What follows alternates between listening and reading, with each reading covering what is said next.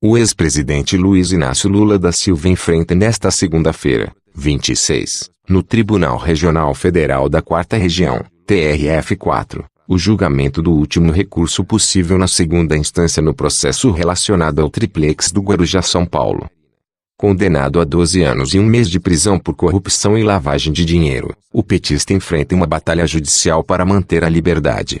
O que seria um dia decisivo se tornou mais uma etapa da saga do ex-presidente nos tribunais por conta da decisão do Supremo Tribunal Federal, STF, tomada na semana passada, que impede a prisão dele até o próximo dia 4. Com isso, o meio jurídico brasileiro está em compasso de espera até o STF julgar se o ex-presidente poderá ou não ser preso depois de seu processo terminar de tramitar na segunda instância.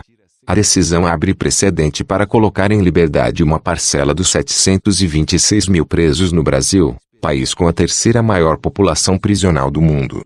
Hoje, o TRF4 julga o recurso da defesa de Lula contra a sentença que o condenou a 12 anos e 1 mês de prisão por corrupção passiva e lavagem de dinheiro. Como o julgamento do embargo declaratório no TRF4 não é capaz de alterar a sentença, Lula estaria apto a ser preso. Mas a decisão de hoje terá pouco efeito prático. Isso porque a definição se Lula poderá ir ou não para a penitenciária só ocorrerá depois que o STF terminar de analisar seu habeas corpus. As atenções de juristas e advogados estão totalmente voltadas para a Corte Suprema, já que a decisão pode criar precedente para que os outros presos com condenação em segunda instância saiam da prisão ou evitem ser presos. Levantamento do Departamento Penitenciário Nacional, DEPEN, de junho de 2016 contabiliza 726 mil pessoas presas no Brasil. O órgão não detalha quantas delas estão na prisão em razão de condenação em segunda instância. O que se sabe é que 433,6 mil, 59,8%, estão presas com alguma condenação e o restante cumpre prisão em flagrante, preventiva ou temporária. Só hoje tive uns 3 clientes me ligando para saber isso. Essa decisão é de uma repercussão enorme.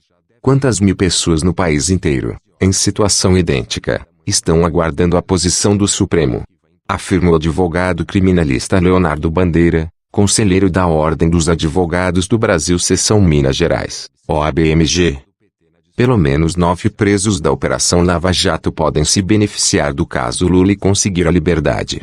Outros 18 condenados estão, assim como o ex-presidente, com recursos pendentes para julgamento em segunda instância, entre eles o ex-deputado Eduardo Cunha. O julgamento do habeas corpus de Lula pelo STF toca em uma das questões mais sensíveis da Suprema Corte. Em 2016, num placar apertado, de 6-5, ministros entenderam ser possível a execução da pena depois da condenação em segunda instância, não impedindo a presunção da inocência. A postura mudou o direcionamento do tribunal, que em 2009, em decisão inédita do plenário, concedeu habeas corpus sob o argumento de que a execução da pena poderia ocorrer somente após o trânsito em julgado, ou seja, quando esgotados os recursos. A decisão ressalvava a possibilidade de prisão preventiva e envolvia um ajudante geral condenado a pena de 5 anos e 4 meses de reclusão por roubo qualificado. O STF criou um outro tipo de prisão com esse entendimento de 2016 e passou por cima do Legislativo. Esse entendimento que se tem hoje é o contrário do que diz a Constituição, que determina prisão em casos de flagrante, preventiva temporária ou até o trânsito em julgado de sentença penal condenatória, afirma o professor de Direito Penal da Faculdade de Direito da Universidade Federal de Minas Gerais UFMG.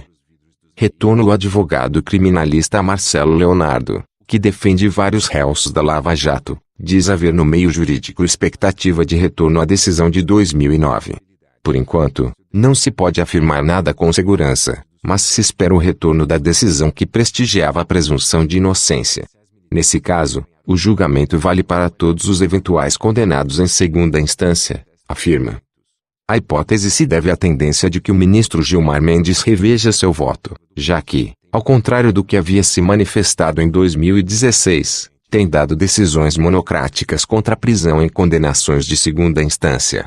Além disso, o ministro Alexandre de Moraes, que assumiu a cadeira de Teório Zavascki, morto no ano passado, não votou no plenário sobre essa matéria, embora tenha indicado ser favorável à permissão da prisão nesses casos. O sentimento é que o Supremo deve rever a decisão que havia tomado, pois as decisões dos ministros isoladamente têm mostrado isso. E se o Lula for beneficiado, todos têm que ser. O que não pode é ficar nessa insegurança jurídica, afirma Bandeira. Julgamento não terá transmissão. Vejam o que essa Suprema Corte arrumou, ao ajudar o Lula. Agora o Brasil corre o risco de ter centenas de presos soltos, pela simples irresponsabilidade da nossa Suprema Corte. Pessoal, lembrando que nossas cores é verde e amarelo, e que jamais será vermelho, exército nas ruas, para livrar o nosso país dos corruptos. É isso aí, pessoal. Se você gostou dessa notícia, acione o sininho, deixe seu joinha e se inscreva no meu canal. Um forte abraço e que Deus abençoe.